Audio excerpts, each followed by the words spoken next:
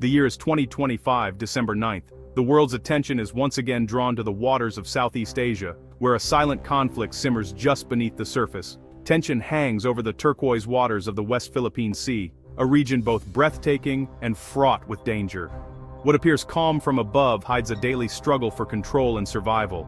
Filipino fishing boats, small wooden bancas, bob in the waves, trying to make a living in their own nation's exclusive economic zone.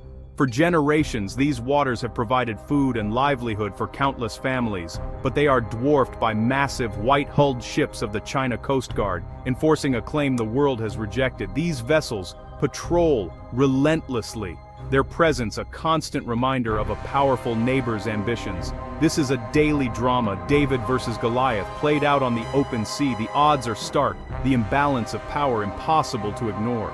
For Filipino fishermen, this is not just politics, it's survival.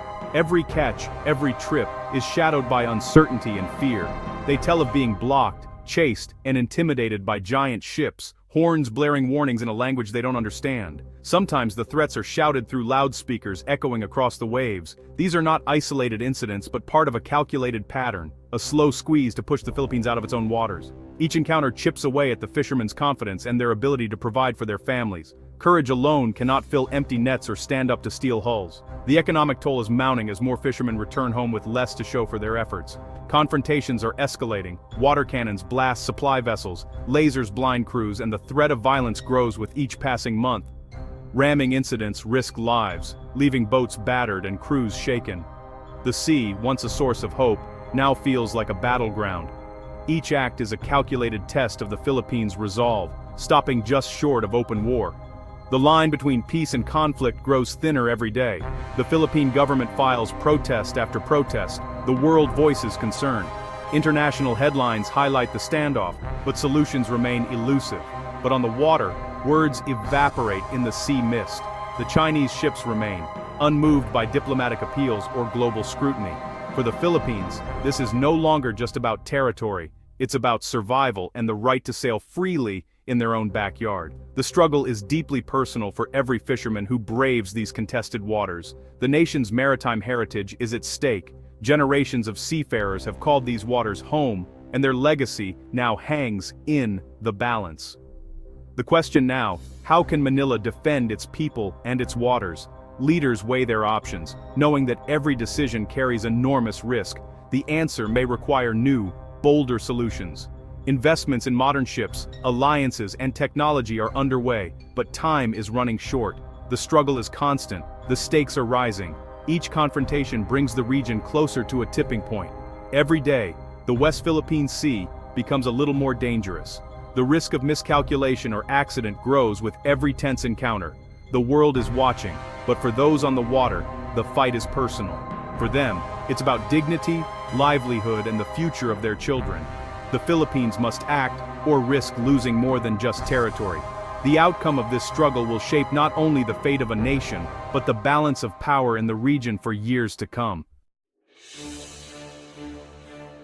The West Philippine Sea is a battleground of gray zone tactics, coercion and intimidation just below open conflict. China's Coast Guard and maritime militia swarm contested areas, overwhelming the Philippines without firing a shot. Filipino crews, outnumbered and outgunned, rely on grit and seamanship to complete their missions. Incidents escalate, lasers, water cannons, deliberate collisions, all filmed, all deliberate. Each act sends a message: we control these waters. The Philippines Navy is underfunded, its ships aging and outmatched. Diplomatic protests and legal victories, like the 2016 Hague ruling, are ignored by Beijing. The pressure is relentless, threatening the Philippines' sovereignty and economic security. Manila is learning that words alone are not enough. To protect its rights, it must build a credible deterrent on the water. The time for action is now.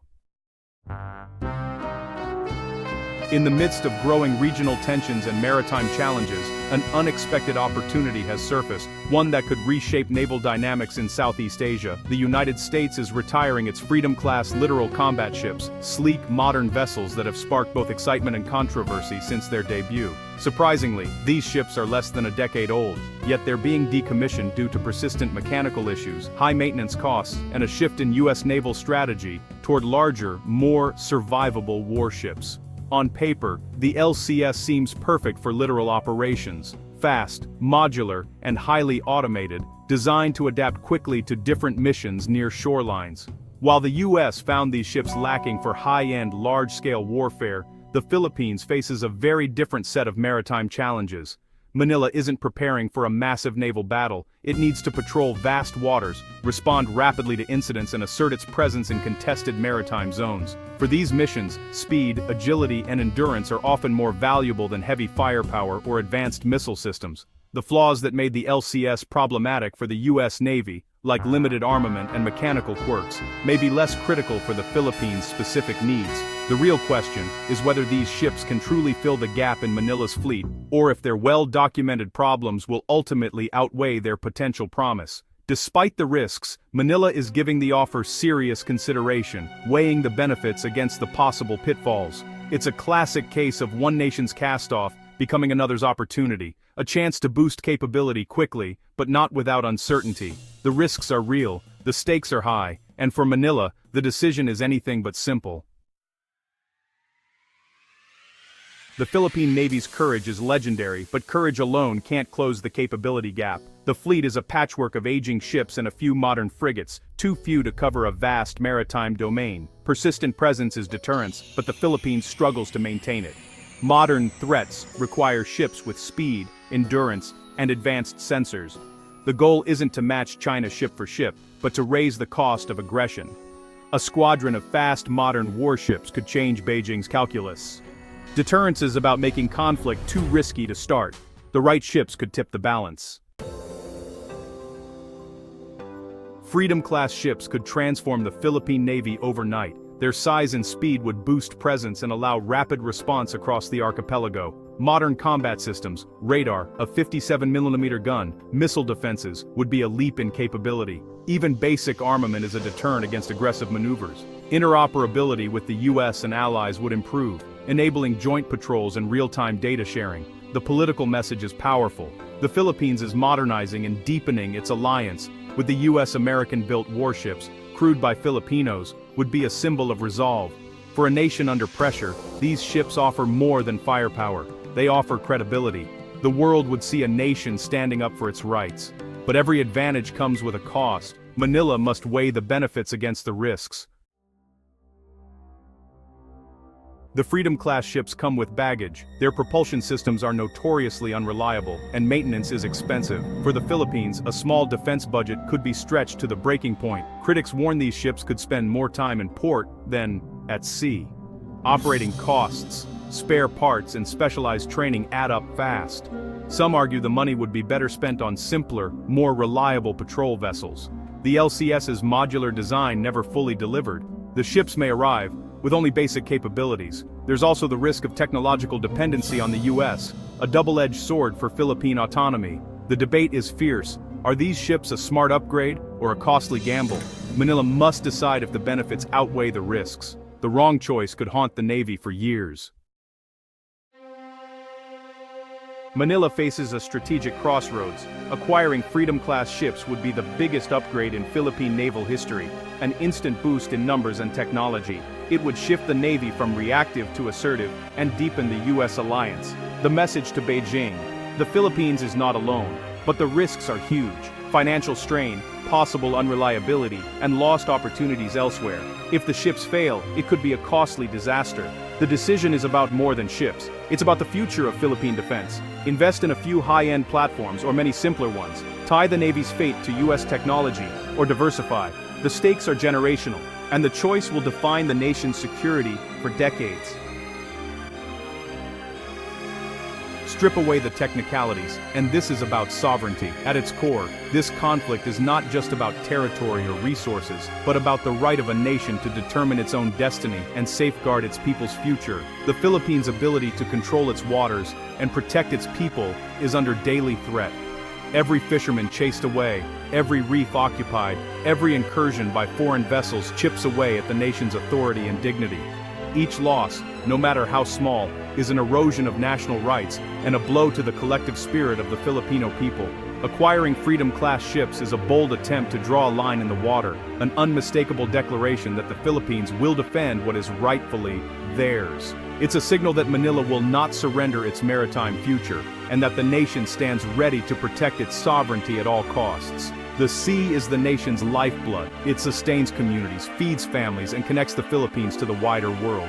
Losing it would be a blow to identity, a wound to the nation's soul that would be felt for generations. The consequences would ripple through the economy, threaten security, and undermine the nation's standing. The world is watching, aware that what happens here matters far beyond these shores. Other Southeast Asian nations face similar threats, their own sovereignty tested by powerful neighbors and shifting tides. Manila's choice could inspire others to stand firm or discourage resistance, shaping the future of the entire region. The struggle in the West Philippine Sea is a bellwether for the region, a test of resolve and unity among Southeast Asian nations. The fate of a free and open Indo-Pacific may hinge on what the Philippines does next. The decision is urgent, the consequences profound, and the eyes of the world are fixed on Manila. The time to choose is now. The nation stands at a crossroads, and history will remember what happens next. The Freedom-Class Littoral Combat Ship was born from a bold idea: create a fast, agile warship for the chaotic waters close to shore. The U.S. Navy wanted something its larger destroyers and cruisers couldn't do: dominate the littorals with speed and adaptability. The LCS was designed as a modular platform, a pickup truck of the seas, able to swap mission packages for different threats. This flexibility promised a cost-effective solution to a wide range of coastal challenges. But the journey was rocky. Cost overruns, technical glitches, and fierce debate about its survivability dogged the program from the start. Critics questioned if a lightly armored ship could survive modern threats, or if trying to do everything meant excelling at nothing. For the Philippines, with its vast coastline and maritime challenges, the LCS concept is compelling. A fast, adaptable ship seems perfect for patrolling archipelagic waters and responding to piracy or territorial disputes. Yet the controversies can't be ignored. Adopting the Freedom Class would be a gamble, one that could revolutionize the Philippine Navy or burden it with a complex asset. The LCS story is a lesson in both innovation and caution. It's a ship that embodies both the promise and peril of military transformation. The stakes for any navy considering it are high. Traditional warships are built for the open ocean, but the Freedom-Class LCS was designed for the littoral zone: shallow, crowded, and complex. Its shallow draft lets it go where larger ships can't, bringing advanced capabilities right to the coastline. Built for speed and agility, the LCS can sprint at over 40 knots, redeploying rapidly or chasing down threats. This high-tempo style of warfare is perfect for archipelagic nations like the Philippines, with thousands of islands and narrow straits. The LCS's ability to operate close to shore would give the Philippine Navy unprecedented access and control over its waters. Controlling the littorals is vital. These are economic hubs, shipping lanes, and front lines of territorial disputes. The LCS was conceived to ensure freedom of navigation and push back against attempts to close off these critical areas. For the Philippines, this mission is central to national security. The ship's design is fundamentally different, prioritizing speed, shallow water access, and rapid response. It's a tool for modern maritime challenges, not just a scaled-down destroyer. The LCS redefines what a coastal warship can do. The LCS's most revolutionary feature is its modular design. Instead of a single-purpose ship, the LCS can be reconfigured with mission packages for anti-submarine, surface warfare, or mine countermeasures. The anti-submarine warfare module equips the ship with advanced sonar, helicopters, and drones to hunt submarines in shallow waters. The surface warfare package adds powerful missiles and guns, turning the LCS into a threat to enemy ships and fast attack craft. The Mine Countermeasures module uses unmanned vehicles to find and neutralize mines, keeping shipping lanes open without risking the crew. This modularity was meant to let the LCS adapt quickly to new missions. In theory, a ship could swap roles in port and redeploy within days. For navies facing diverse threats, this flexibility is a game-changer. The LCS can be a sub-hunter, a surface combatant, or a minesweeper, whatever the mission demands. It's a single hull with many faces, designed for the unpredictable nature of modern coastal warfare. That's the promise of the LCS. The Freedom-Class LCS packs a balanced mix of firepower and technology. Its main weapon is a rapid-fire 57mm gun, effective against surface targets, aircraft, and even incoming missiles. The ship is armed with rolling airframe missiles for defense and increasingly the Naval Strike Missile for long-range offense. The addition of the NSM transforms the LCS into a serious threat to larger warships. A large flight deck supports helicopters and drones, extending the ship's reach for surveillance, anti-submarine, and surface warfare. The MH-60 Seahawk and MQ-8 Fire Scout drone provide eyes, ears, and firepower far beyond the ship itself. Propelled by powerful water jets, the LCS can exceed 40 knots. Speed is its tactical weapon. This agility allows it to reposition, intercept, or evade threats quickly. The combination of advanced weapons, aircraft, and speed makes the Freedom-Class a unique warship for dynamic combat environments. It's built for the fast-paced, unpredictable battles of the littorals. The Freedom-Class LCS is striking for its small size and even smaller crew. At just 387 feet and a core crew of about 50, it relies on automation to handle tasks that once required hundreds. The ship's bridge and combat center are integrated, letting a handful of sailors oversee navigation, weapons, and systems. Each crew member is cross-trained, expected to handle multiple roles. A flexible, high-skill team, mission package specialists join as needed, bringing expertise for specific deployments. This approach aims for efficiency and lower operating costs, but the small crew and heavy automation have brought challenges: fatigue, high workload, and difficulties with repairs at sea. The Navy has had to increase crew size to manage the operational tempo. The sea fighter jet concept is powerful, but running a warship 24/7 is demanding. The LCS's crew model is innovative, but not without real-world limits. The Freedom-Class LCS's story is riddled with controversy. Costs soared far beyond original estimates, turning a cheap warship into an expensive acquisition. Mechanical issues, especially with the complex combining gear, led to breakdowns and delays. The Navy even halted new deliveries until fixes were found. Survivability has been a major concern. The LCS is lightly armored, built to commercial standards, and critics fear it's too vulnerable in real combat. Efforts to up-armor and improve defenses continue, but doubts remain.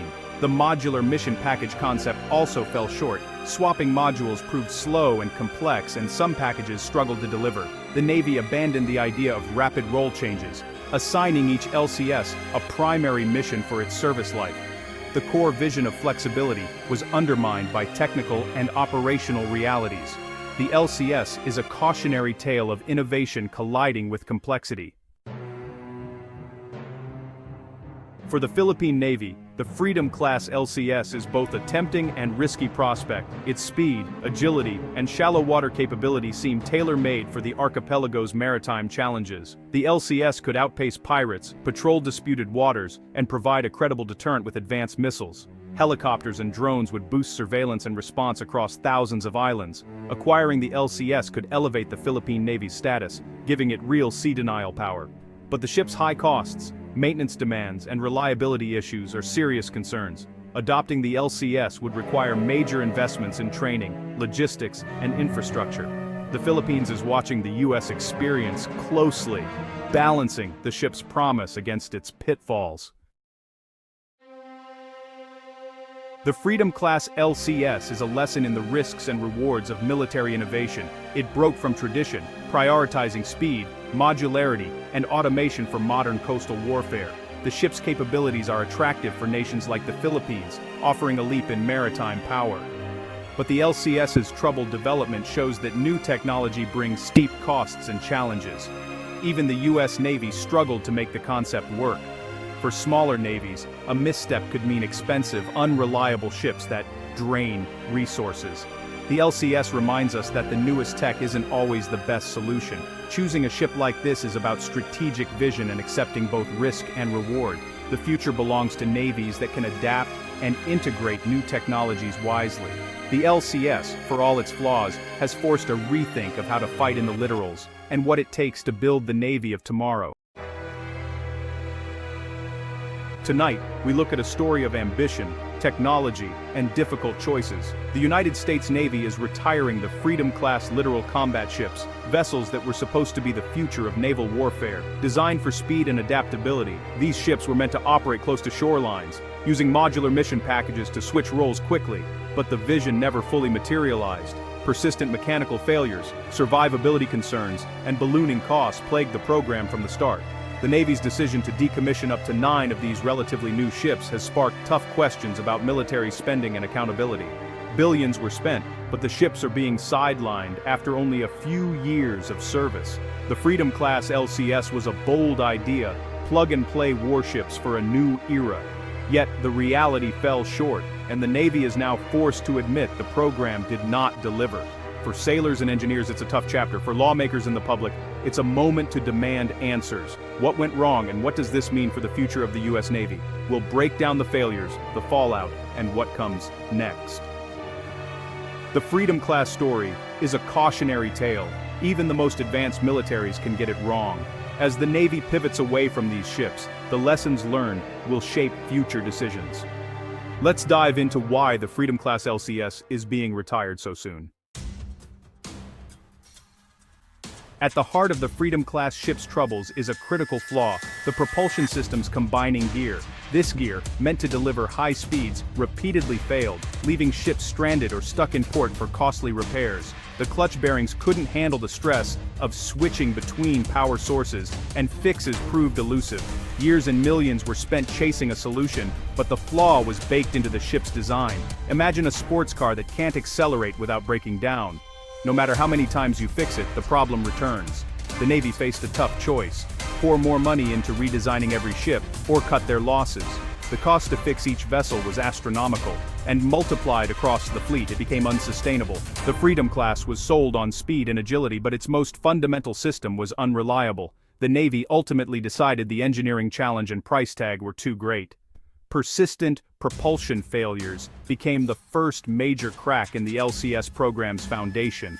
The ship's promise of rapid response and flexibility was undermined by their inability to reliably get underway. This wasn't just a technical hiccup, it was a fatal flaw. The propulsion issue set the stage for the Navy's decision to move on. When a warship can't be trusted to move, it can't be trusted to fight. The Freedom-Class never overcame this basic hurdle. Beyond mechanical issues, survivability became a major concern. The Freedom-Class ships were built for speed, not toughness, using aluminum superstructures that are vulnerable to fire. In an era of advanced anti-ship missiles, critics argued these ships were too fragile for contested waters. A single missile could cripple or destroy them, and their light armor made them soft targets. The analogy: a lightweight boxer in a heavyweight fight, fast but unable to take a hit. The Navy realized these ships wouldn't last in a conflict with a major power. Their limited armor and defensive systems were critical vulnerabilities. Offensive firepower was also lacking. The base model had only a 57mm cannon and short-range missiles. Without long-range weapons, they had to get dangerously close to threats. This combination, lightly armed and lightly armored, was a worst-case scenario for naval planners. The Freedom-Class simply couldn't survive or deliver decisive blows in high-end combat. Survivability concerns sealed their fate. The Navy needed ships that could both take and deliver a punch. Cost overruns were another nail in the coffin for the Freedom-Class program. Originally pitched as affordable, each ship ended up costing over $600 million, triple the initial estimate. Operating and maintaining them was even more expensive, rivaling the cost of much larger, more capable destroyers. Frequent breakdowns and specialized maintenance drove up expenses. The Navy found itself paying premium prices for unreliable, underpowered ships. The modular mission package concept, meant to save money, actually increased complexity and costs. Each module required its own crew, training and logistics, multiplying expenses. Instead of one versatile ship, the Navy got 3 subclasses, each with unique needs. The promised savings never materialized. Instead, the program became a financial burden. The Navy's maintenance budget was stretched thin, impacting other priorities. The Freedom-Class LCS was simply unsustainable. The cost-to-capability ratio made continued investment impossible to justify. The Navy had to cut its losses. Faced with mounting evidence, the Navy made a tough, politically sensitive call. The Freedom-Class ships weren't living up to their promise, mechanically unreliable, too vulnerable, and too expensive. Leadership decided to redirect resources to more capable platforms. Unmanned systems, destroyers, and submarines. Admitting failure wasn't easy, but the strategic landscape had changed. Every ship now needs to be lethal and survivable. By retiring these ships early, the Navy could save billions and reinvest in higher priority needs. This was a strategic pivot, prioritizing future combat readiness over a troubled legacy. The move also signaled accountability. The Navy is willing to make hard choices and move on. The Freedom-Class retirement marks a turning point for the fleet. Decommissioning doesn't always mean the end for a warship. The Navy could mothball the Freedom-Class ships, but ongoing maintenance costs make that unlikely. Scrapping is an option, but dismantling nearly new ships is a financial loss. More likely, the Navy will look to sell or transfer them to allied nations through the Foreign Military Sales Program. This allows the U.S. to recoup some investment and strengthen partners' naval capabilities. The process is complex, requiring congressional and State Department approval and removal of sensitive tech. Potential buyers are warned about the ship's known issues, including propulsion problems and high operating costs. Still, for navies with limited budgets, a discounted Freedom-Class ship could be attractive. The U.S. can offload an unwanted asset and help an ally patrol its waters. The story of these ships may take an international turn. Their next chapter could unfold under a different flag. The Navy's loss could become another nation's opportunity. Let's look at who might be interested.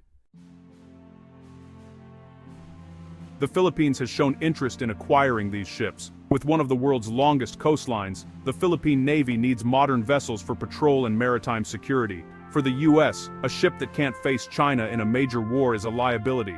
For the Philippines, it's a potential upgrade. The LCS's speed and versatility are ideal for presence patrols, intercepting suspicious vessels, and responding to piracy. Cost is a concern, but a steep discount or U.S. support could make the deal feasible. Strategically, Washington wants to help Manila strengthen its maritime capabilities. A stronger Philippine Navy supports regional stability and U.S. interests in the Indo-Pacific. The Philippines must weigh the ship's mechanical issues and sustainment costs against their operational benefits. It's a significant commitment, but the chance to acquire a modern warship may be too good to pass up. The final decision will depend on price and terms. The Freedom-Class could soon sail under a new flag. The Freedom-Class story proves that a warship's value depends on the mission. For the U.S. Navy, these ships were the wrong tool for a high-end fight, too fragile, unreliable, and costly. Retiring them was a pragmatic move, freeing resources for more capable platforms. But for other navies, focused on patrol and maritime security, the LCS could be a real asset. The flaws are serious, but manageable for nations not facing peer adversaries. Early retirement isn't just a tale of failure. It's about shifting priorities and international partnerships. Transferring these ships could turn a U.S. problem into a strategic gain for both countries. The U.S. strengthens an ally. The Philippines gains a modern patrol vessel. One nation's discarded equipment becomes another's prized possession. The fate of these ships will be decided in Washington and Manila. The Freedom-Class LCS was designed for a vision that didn't materialize for the U.S. But its story may just be beginning elsewhere. Their next chapter could unfold in Southeast Asia, under a new command. The Philippine Navy stands at the threshold of a major transformation, poised to redefine its role in the region and secure the nation's maritime interests for generations to come. It is now seriously considering acquiring Freedom-Class warships from the United States, a move that could dramatically reshape its maritime power and capabilities, bringing the fleet into a new era of naval warfare. These advanced ships are specifically designed for operations close to shore, making them perfectly suited for a nation of over 7,600 islands, where coastal defense and rapid response are crucial. The addition of Freedom-Class vessels would mark a significant shift toward a more agile, flexible, and responsive force, capable of adapting to evolving security challenges in the region. This isn't just a hardware upgrade, it's a strategic leap that will impact how the Navy plans, trains, and operates in the years ahead. By strengthening ties with the U.S., the acquisition would boost interoperability, enhance joint training, and modernize the fleet to meet international standards. For Filipino sailors, it means mastering cutting-edge technology, gaining new skills, and working with some of the most advanced naval systems in the world. The new ships would greatly enhance patrols, protect vital resources, and assert Philippine sovereignty in contested waters, especially in areas facing increasing external pressure. For ordinary Filipinos, it promises not only stronger national defense, but also faster, more effective disaster response and humanitarian assistance during times of crisis. This would be one of the most significant and ambitious modernization efforts in Philippine military history, signaling a new chapter for the armed forces. It signals a bold commitment to safeguarding the nation's future, ensuring that the Philippines can stand strong in the face of any challenge. In a region fraught with tension and uncertainty, a credible and modern naval presence is now non-negotiable for national security. The winds of change are indeed blowing for the Philippine Navy, ushering in a new era of hope, transformation on some Navy, hope of strength and resilience on the high seas. The West Philippine Sea is a high-stakes chessboard, with every move closely watched. China's aggressive tactics, like water cannon attacks and swarming, demand a rapid, firm response from the Philippines. Speed is crucial, delays allow adversaries to entrench their positions. The current fleet, mostly aging hand-me-downs, struggles to keep pace with China's modern ships. Filipino sailors face the daunting task of defending vast waters with slower, less advanced vessels. Freedom-Class ships could change this dynamic overnight. Capable of over 40 knots, they would enable near-instant response to incidents. This speed shrinks distances, allowing the Navy to project presence and deter aggression. A fast, modern ship, at a flashpoint, can make adversaries think twice. The Freedom-Class would give the Philippines a strategic edge in contested waters. It's not just about matching China. It's about outmaneuvering them. Rapid deployment means upholding international law and protecting Filipino interests. In this chess match, speed and presence are the ultimate power moves. The Freedom-Class LCS's defining trait is its remarkable speed, capable of exceeding 40 knots, which is nearly double that of many conventional warships. This isn't just a technical specification, it's a fundamental shift in how naval operations can be conducted. For the Philippine Navy, this means patrols and responses that once took a day can now be accomplished in just a few hours. The ability to cover vast distances quickly is a force multiplier, allowing the Navy to be everywhere it needs to be, when it matters most. Speed brings tactical flexibility. Commanders can dictate the terms of engagements, intercept threats before they escalate, or disengage and reposition when needed. This agility is a game changer in unpredictable maritime environments. In the West Philippine Sea, this agility allows the Navy to intercept intruders, support local fishermen, and respond to emergencies with unprecedented swiftness, often arriving before situations spiral out of control. Waterjet propulsion gives the LCS exceptional maneuverability, which is crucial in crowded or tense situations where traditional propellers might struggle. This advanced technology allows for rapid changes in direction and speed. Sharp turns and quick stops help avoid accidents, de-escalate standoffs, and keep both crew and civilians safe. The LCS can outmaneuver almost any vessel in its class. The psychological impact is real. Adversaries know the LCS can close in fast, complicating their plans and forcing them to reconsider their actions. This presence alone can deter hostile moves. For the Philippines, a ship that can outrun and outmaneuver rivals is a powerful deterrent, sending a clear message that the nation is ready and able to defend its interests at sea. It signals serious intent to defend maritime territory, boosting morale among sailors and confidence among allies. Speed here isn't just a number, it's strategic influence, shaping how the Navy projects power and responds to threats in real time. The LCS transforms the Navy's ability to secure its waters, making it a true guardian of the nation's maritime frontiers. In maritime security, being first on the scene can make all the difference, saving lives, preventing escalation, and ensuring the Philippines' sovereignty is never in doubt. The Philippines' geography, thousands of islands and shallow waters, demands a unique naval solution. Large warships can't operate effectively in these littorals. Their deep drafts keep them away from the action. The Freedom-Class LCS, with its shallow draft, is built for these waters. It can patrol narrow straits, access small ports, and pursue threats into shallow bays. This is a perfect fit for the Philippine archipelago and the contested West Philippine Sea. Unlike deep draft ships, the LCS can get close to disputed shoals and reefs, supporting Coast Guard and resupply missions. Its ability to operate where confrontations happen is a major tactical advantage. The LCS is the right tool for daily maritime security in an island nation. It's as comfortable in open sea as it is in intricate waterways. This design philosophy matches the operational realities of the Philippine Navy. Choosing the LCS is about matching capability to geography. It's a smart, strategic move for a nation defined by the sea. The Freedom-Class ship's large flight deck and hangar turn it into a floating airbase. It can support advanced helicopters like the MH-60R Seahawk and drones, extending its reach far beyond the horizon. Helicopters provide rapid surveillance, identification, and real-time intelligence, crucial for maritime security. Drones offer persistent, stealthy monitoring over disputed areas or suspected illegal activity. This airborne capability multiplies the ship's effectiveness, allowing one vessel to monitor vast areas. In search and rescue, helicopters can quickly reach those in need, even when land airfields are out of reach.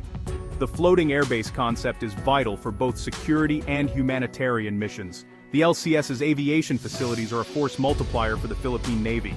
It's a versatile asset, ready for any mission at sea. The Freedom-Class's aviation facilities unlock advanced anti-submarine warfare. The MH-60R Seahawk can deploy sonar and sonobuoys, turning the ship into a formidable subhunter. This is critical for the Philippines, whose waters are frequented by foreign submarines. Currently, the Navy's anti-submarine capabilities are limited. The LCS, paired with modern helicopters, would be a game-changer for undersea defense. These helicopters can also carry anti-ship missiles, countering swarms of small attack boats. The ship's modular design allows for mission flexibility, surface warfare, surveillance, or anti-submarine operations. For the Philippines, this means building foundational capabilities now, with room to grow. The LCS offers layered defense and adaptability for future threats. It's a leap forward in both technology and strategy. The Freedom-Class ships, though relatively new and equipped with modern technology, are being retired early by the U.S. Navy, surprising many defense analysts and observers. This unexpected move opens a rare and valuable opportunity for allies like the Philippines to acquire advanced warships at a fraction of their original cost, something that would otherwise be out of reach. Through the U.S. Excess Defense Articles program, the Philippines could pay mainly for refurbishment and training, not the expensive process of new ship construction, making the deal even more attractive. This could accelerate the Philippine Navy's modernization by several years, delivering more capability and firepower for significantly less money than building new ships from scratch. Instead of acquiring just a few new patrol boats, the Navy could potentially field a fleet of powerful littoral combat ships, dramatically boosting its maritime presence and deterrence. The value for Filipino taxpayers is immense. Modern, capable ships at a steep discount, allowing the country to stretch its defense budget further than ever before.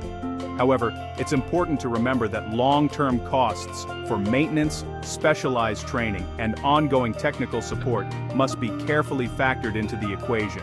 These high-tech ships require significant investment in skilled personnel and upgraded infrastructure, including new training programs and support facilities. Still, the initial savings from acquiring these ships at a discount could help fund these essential needs, making the entire project more sustainable and cost-effective in the long run. It's a rare chance for the Philippines to leap ahead in naval capability without breaking the bank, and to do so much faster than traditional procurement would allow. For the Philippines, this is not just a financial bargain, but also a strategic one, strengthening alliances and regional security.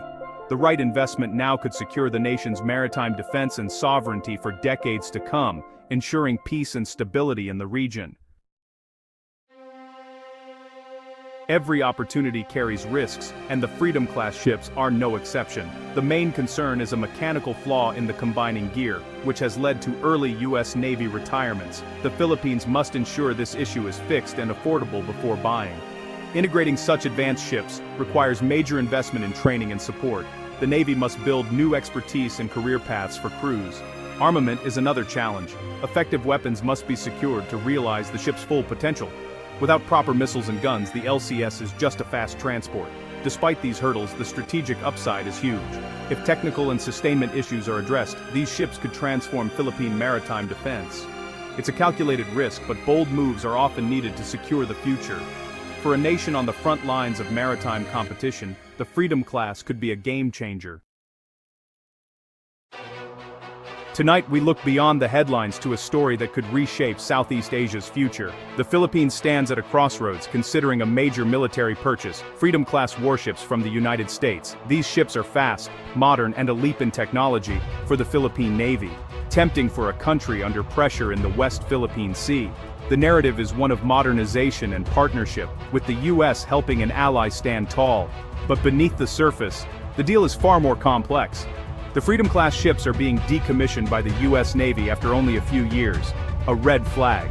Why are these ships, supposedly good for the Philippines, not good enough for America?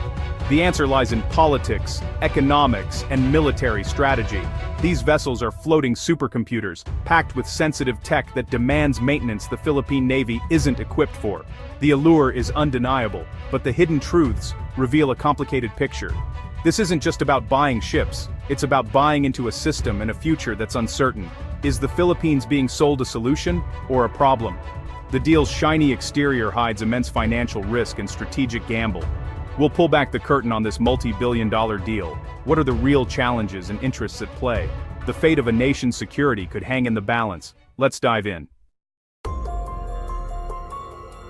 The Freedom-Class is a marvel of engineering, but its advanced tech is also its Achilles heel. Maintenance isn't routine. It's a monumental task requiring specialized training, proprietary parts, and vast sums of money. If a critical component fails, the ship could be sidelined for months, waiting for parts from the US. This creates a dangerous dependency on American defense contractors. Spare parts are expensive and subject to US policy and supply chains. Imagine tensions rising in the West Philippine Sea, but half the fleet is stuck in port, waiting for a part from San Diego. The financial burden goes far beyond the sticker price. Lifetime maintenance can be 2 to 3 times the purchase cost. For the Philippines, that means dedicating a huge chunk of its defense budget for decades. That money comes at the expense of the Army, Air Force, or other naval assets. Without sustained funding, these ships could rust in harbor. Expensive, but useless. Even the US Navy struggled with the Freedom-Class, engine problems, unreliable mission modules, and high costs. If the world's largest navy gave up on these ships, how can the Philippines succeed? It's a high-tech gamble, with a high chance of failure. The hidden costs are rarely discussed, but they're real. The question, can the Philippines afford this risk, or is it buying into a logistical nightmare?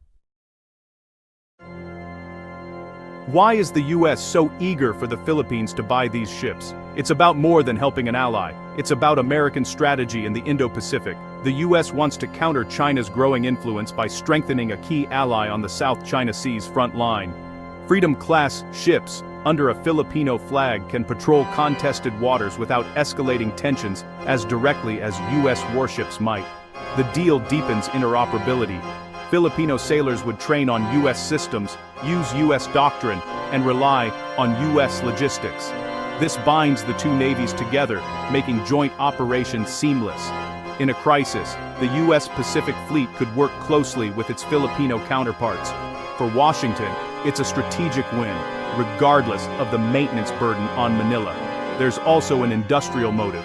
The US Navy wants to offload ships it no longer needs. Selling them to the Philippines turns a domestic program failure into a foreign policy success. It keeps American production lines running and saves jobs. For the Philippines, rejecting the offer could strain the alliance. Accepting it means taking on all the risks. The US isn't acting out of pure generosity. It's pursuing its own interests. Washington wants a stronger, more interoperable partner in its competition with China. The Freedom-Class is the tool, but the Philippines pays the price. The strategic push puts Manila in a tough spot. Is this partnership worth the cost? Or is it a burden disguised as a gift? Inside the Philippine Navy, the Freedom-Class deal has sparked fierce debate. Some senior officers, often US trained, see the ships as the fastest way to modernize and strengthen the alliance. They argue that sharing a platform with the US Navy is a powerful deterrent. But others, especially from logistics and planning, warn of a maintenance nightmare. They fear the Navy's budget will be consumed by a handful of ships, leaving the rest of the fleet neglected. This camp wants a sustainable, resilient force, not a fragile showcase fleet dependent on foreign support. They advocate for more versatile corvettes from South Korea or Europe, and robust coastal defense systems with land-based anti-ship missiles. Some even push for a small submarine program, offering stealth and strategic deterrence. The debate is about two visions: alliance-based prestige with the Freedom Class, or self-reliant asymmetric defense. The choice will define the Navy for a generation. It's not just about ships, it's about the future of Philippine security. Which path will they choose? The Freedom Class is often misunderstood. Designed for coastal operations, not full-scale naval battles, its strengths are speed and shallow draft. It's ideal for chasing pirates or patrolling close to shore, not for slugging it out with major warships. Its armament is modest. No match for modern Chinese destroyers bristling with long-range missiles. In a direct fight, the Freedom Class would be outgunned and outranged. Its lightweight construction favors speed over survivability. A single missile hit could be catastrophic. The U.S. Navy recognized these vulnerabilities and shifted to more robust frigates. For the Philippines, the Freedom Class looks impressive, but lacks the punch to challenge a major naval power. It's a coastal patrol vessel on steroids, not a frontline brawler. In a real conflict, it would be at a grave disadvantage. The ship is built for a different kind of fight. The real test is how these ships stack up against China. The Chinese Navy is now a world-class force, with advanced carriers, destroyers, and submarines. China's Coast Guard and maritime militia add to its power in the South China Sea. Against this, a few Freedom-class ships are like bringing a knife to a gunfight. Chinese destroyers can overwhelm the entire Philippine squadron. The plan operates in integrated task forces with layered defenses. A lone LCS would be detected and targeted long before it could strike. The Philippines can't match China ship for ship. That's why some officers push for asymmetric warfare, land-based missiles, sea mines, and submarines. The Freedom Class doesn't fit this strategy. It's large, visible, and fragile. In peacetime, it can patrol. In war, it's a liability. Deterrence requires credible, survivable threats, not just ships that look impressive. Critics of the Freedom Class deal argue for smarter alternatives. Modern corvettes from South Korea or Europe are reliable, well-armed, and cheaper to operate. Buying more corvettes means a wider naval presence. Shore-based anti-ship missiles, like the BrahMos, can turn the archipelago into a formidable defense zone. These systems are hard to find and destroy, threatening enemy ships far out to sea. The most ambitious option: a small fleet of diesel-electric submarines. Submarines offer stealth and strategic deterrence, complicating any enemy's plans. These alternatives focus on self-reliance, sustainability, and asymmetric impact. It's about building a resilient force, not prestige platforms. Choosing this path would mark a major shift in Philippine defense strategy. The Freedom-class warships aren't bad. They're just the wrong fit for the Philippines' needs. They offer a quick technological fix and the comfort of U.S. alliance, but beneath the surface lies risk. Maintenance costs, logistical dependency, and questionable survivability are serious red flags. If support falters or budgets fall short, these ships could become expensive monuments to a flawed strategy. The internal Navy debate highlights a core truth: security can't be outsourced. More corvettes, land-based missiles, and submarines represent a different mindset, one of self-reliance and tailored defense. The Freedom Class deal is a bet that the alliance will hold, funding will flow, and the ships will deter aggression. But geopolitics is risky. There's no sure win. This could be a bold step toward modernization or a crippling misstep. The truth. The Philippine Navy stands at a pivotal moment, facing both immense challenges and unprecedented opportunities as it looks to the future. For decades, it relied on aging, second-hand ships, vessels that have seen better days, often outmatched by regional rivals and struggling to keep up with modern threats. But now, Manila is eyeing a leap forward, acquiring decommissioned Freedom-Class Littoral Combat Ships from the United States, a move that could redefine its naval capabilities. These ships are modern and fast, designed for flexibility and speed. But they are not ready-made solutions for the Philippines' unique maritime challenges. To be truly effective in the contested waters of the West Philippine Sea, these ships will require deep, costly upgrades, advanced missiles, state-of-the-art sensors, and comprehensive new training for their crews. This isn't just a simple purchase. It's a strategic gamble that could shape the nation's security for years to come. The Freedom class was originally built for a different doctrine: modular, fast, but underarmed, and plagued by persistent mechanical issues that have challenged even the US Navy. For the Philippines, the real value lies in transforming these ships, upgrading and adapting them, not simply accepting them as is from the US inventory. Upgrades are absolutely essential to make them credible deterrents, not just expensive patrol boats with limited firepower. The US Navy used these ships as part of a much larger, integrated fleet. But for the Philippines, these ships will often operate independently, sometimes as the most powerful asset in the area, responsible for protecting vital interests. That means each ship must be self-sufficient and ready for a wide range of threats, from anti-ship missiles to electronic warfare and even cyber attacks. The discussion isn't about speed or looks. It's about what it takes to make these ships truly combat effective and survivable in a contested environment. This means investing in advanced missile systems that can match or exceed those of potential adversaries, upgrading radar and electronic suites, fixing engineering flaws, and providing intensive, ongoing crew training to master new technologies. It's a complex, costly journey that demands not just money, but long-term commitment, technical expertise, and strong political will from the nation's leaders. The outcome will decide if these ships become proud symbols of a modern, capable Navy, or cautionary tales of overpromising and under-delivering in the face of rising threats. The stakes for Philippine maritime security have never been higher, and the world is watching to see if this truly is a new dawn for the Philippine Navy. The Freedom-Class LCS was born from a bold US Navy vision: a fast, agile, and modular warship designed for the challenges of the 21st century. It was a ship meant to break the mold, promising flexibility and speed in a rapidly changing world. The idea was simple but ambitious: dominate coastal waters by swapping out mission packages for anti-submarine, mine, or surface warfare. This modular approach was supposed to let the ship adapt to any threat at any time with minimal delay. Its high speed and shallow draft allowed it to operate close to shore, where larger ships couldn't go. But despite these advantages, the program soon struggled with unexpected challenges. Mission packages lagged behind schedule, and for years, the ships lacked a clear, defined role in the fleet. The promise of versatility became a source of confusion and frustration. Critics pointed out their light armament: just a 57mm gun, short-range missiles, and 30mm cannons, insufficient for high-intensity combat or facing modern threats. The ships seemed underarmed for the missions they might face. The Freedom class also suffered from a critical propulsion flaw, which sidelined ships for months at a time, further eroding confidence in the program.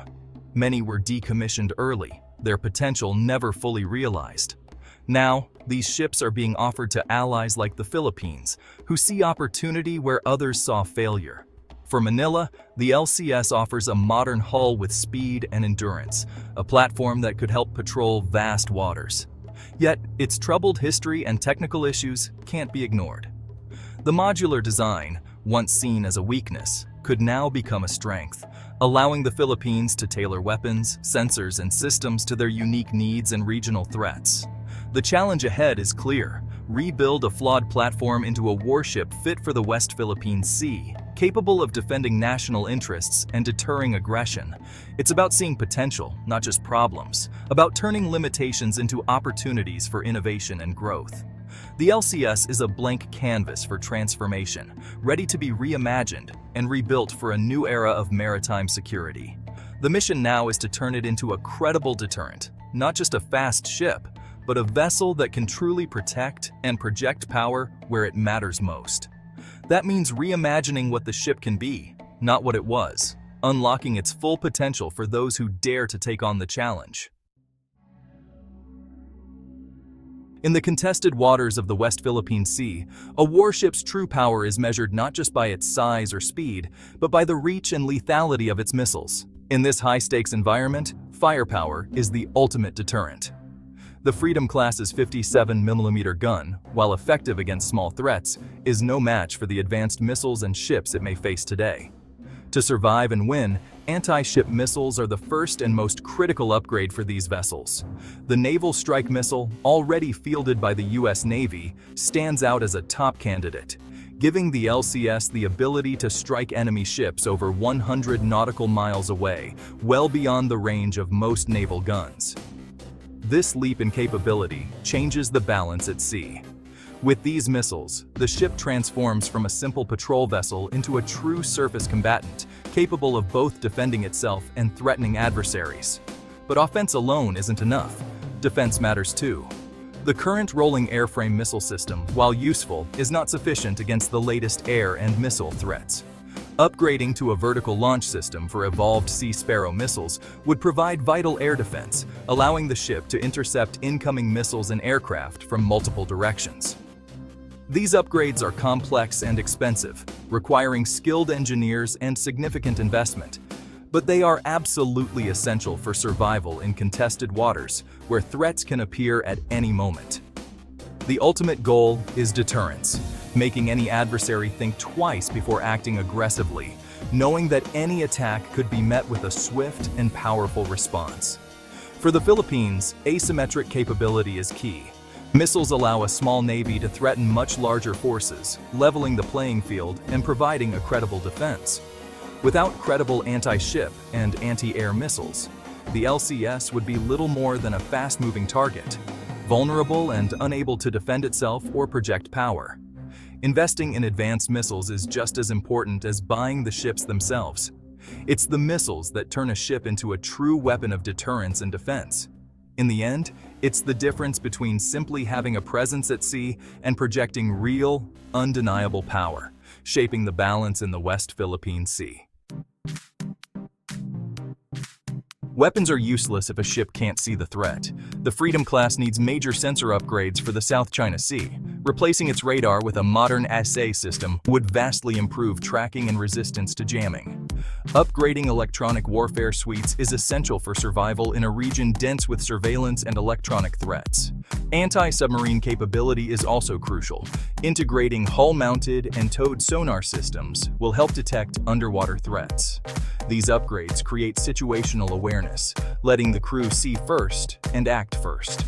In crowded, contested waters, clarity and speed are everything. The Freedom-Class's biggest flaw is its unreliable propulsion system. The combining gear, which links gas turbines and diesel engines, has caused catastrophic failures. The U.S. Navy has a fix, but it's a major engineering job. Ships must be dry-docked and overhauled before they're reliable. For the Philippines, fixing this is non-negotiable. A ship that loses power in a crisis is a liability. The repair requires specialized skills and close cooperation with U.S. experts. Whether done in the U.S. or locally, it demands technology transfer and training. Long-term, maintaining this complex system will require a new level of technical expertise. The Navy must invest in training engineers and technicians to keep these ships running. This is as much about people as it is about hardware.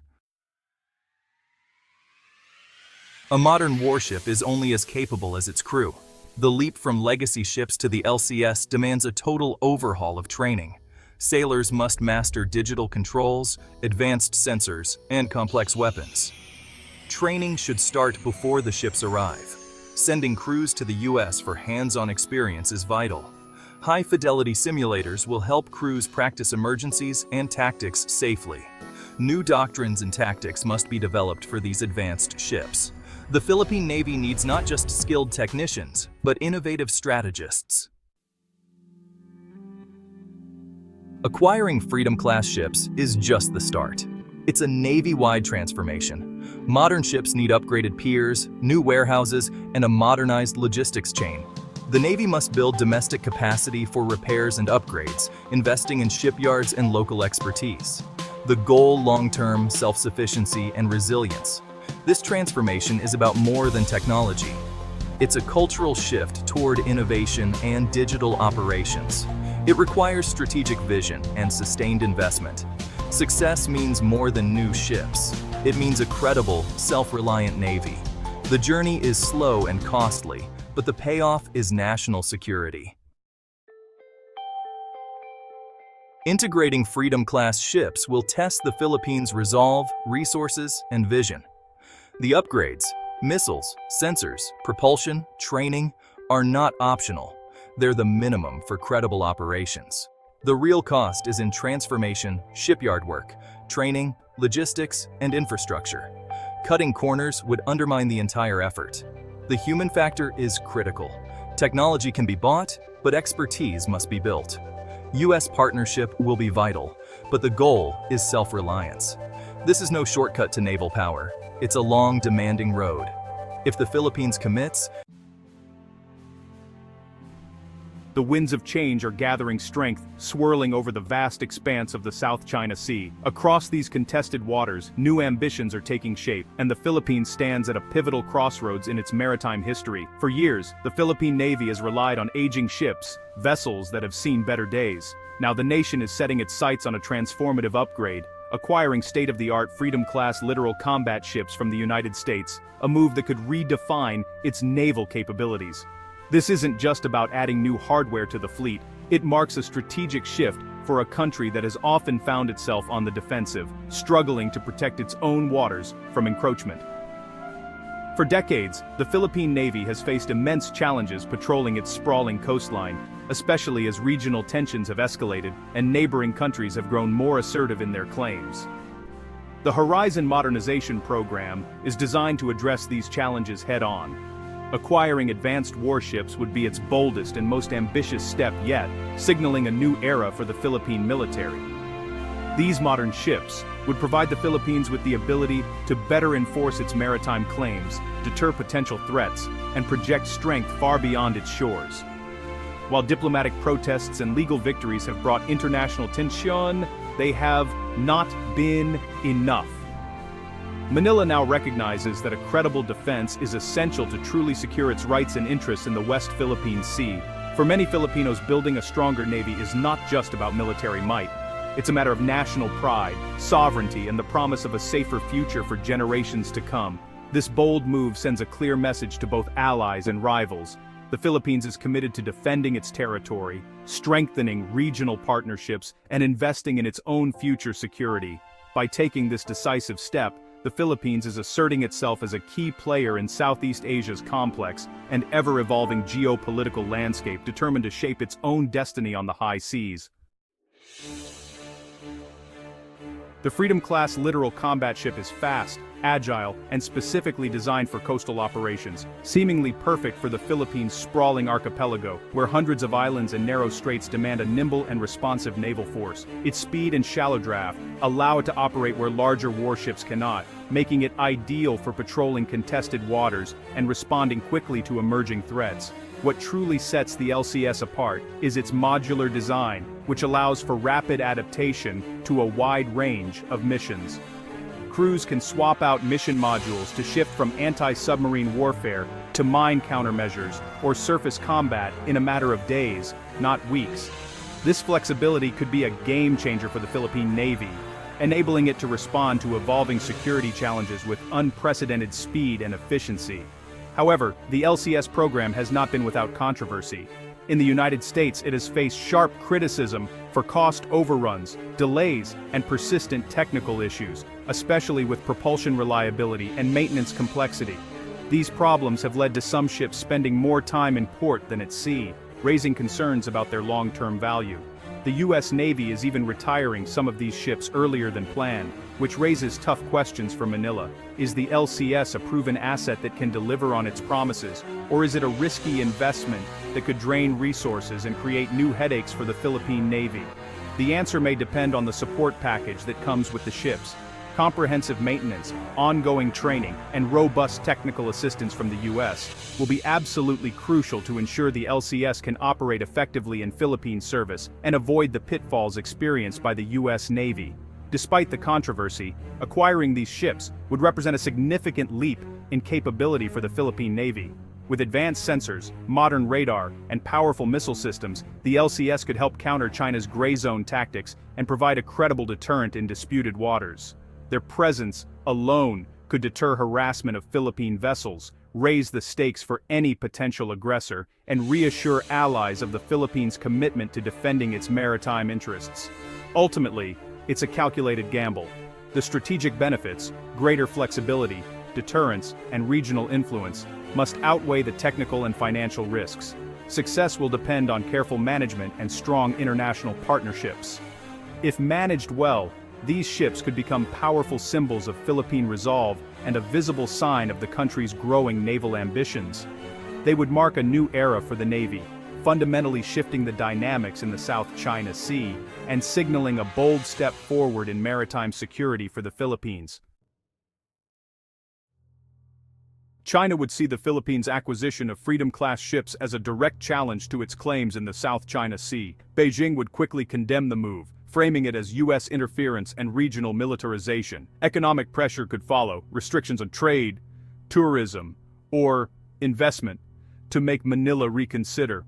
On the water, China would likely ramp up its naval and coast guard presence, shadowing Philippine patrols and staging intimidating exercises. The risk of confrontation would rise as both sides operate more capable ships in close quarters. China's maritime militia would intensify gray zone tactics, swarming disputed areas and testing the new Philippine vessels.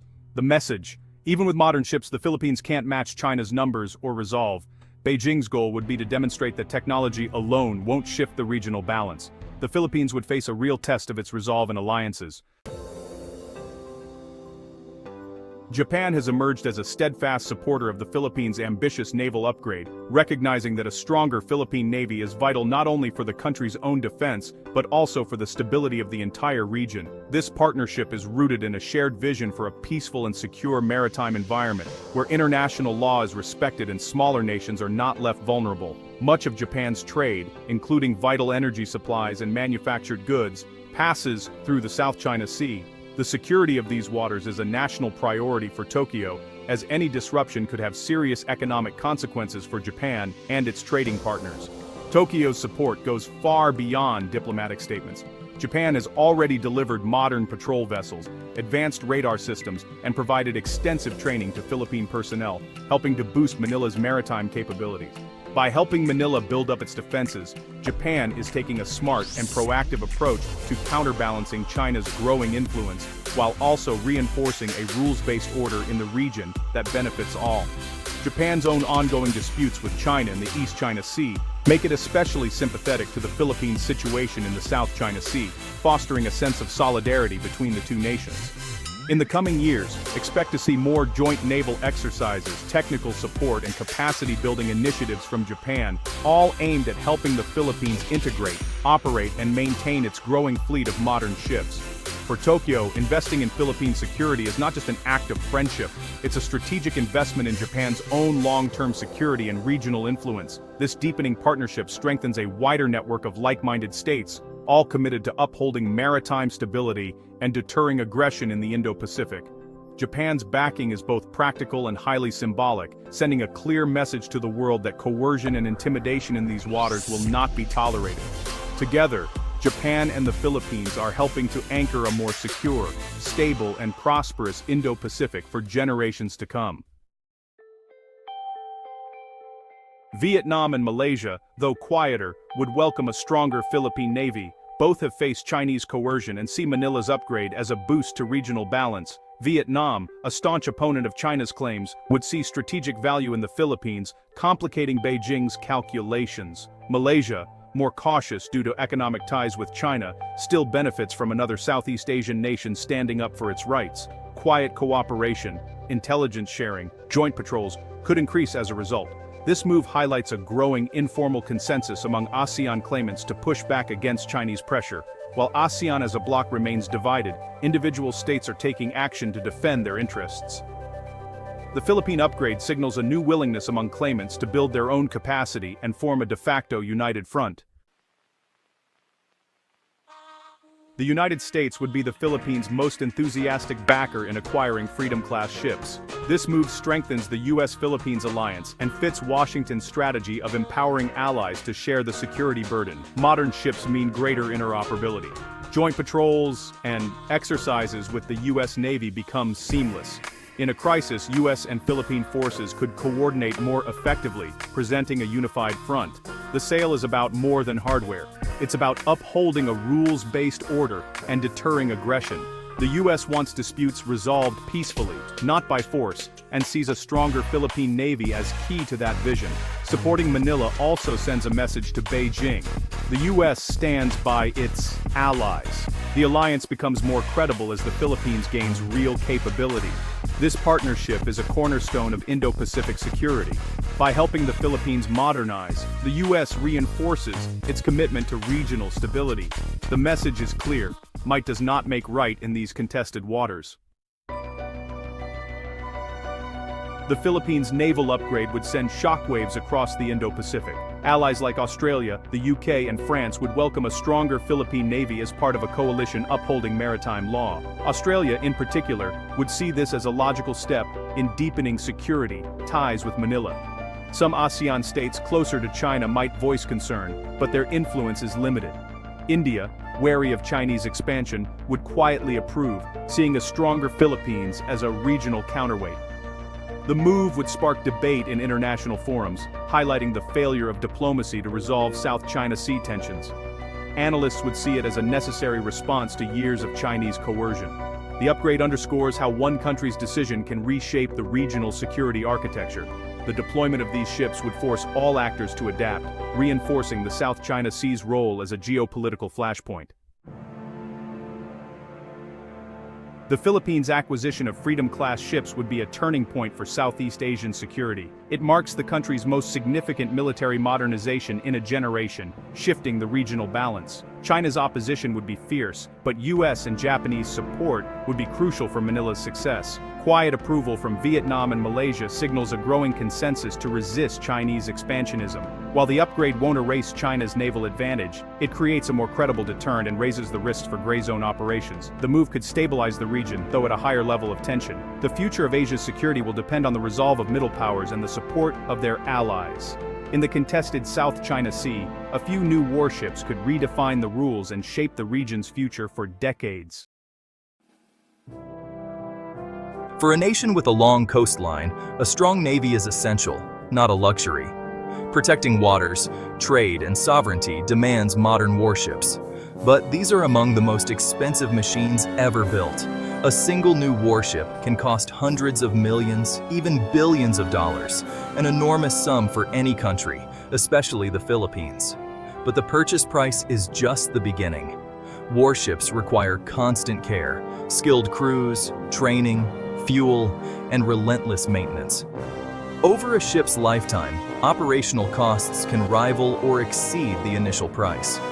Without steady funding, even a brand new ship can end up rusting at the dock. Military planners must balance defense needs with other national priorities like education and healthcare. For the Philippines, the stakes are high. Real security threats in the West Philippine Sea demand a credible navy, but resources are limited.